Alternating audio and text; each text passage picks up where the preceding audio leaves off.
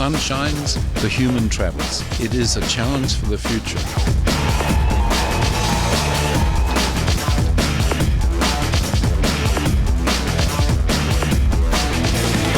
It is primarily a design competition in search of the world's most efficient electric car. It's not about how fast you can go, it's about how far you can go. It's a dream, but now that we've dreamed it, we've shown that it's possible. This is a race of innovation and sustainability. Anyone that can travel 3,000 kilometres is a winner.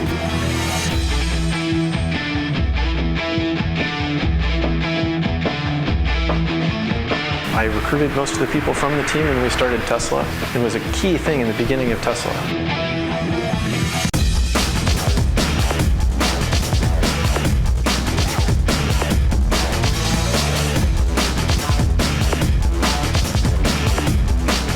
We're doing a lot more than building cars. We're building character. We're building careers. We're building opportunity.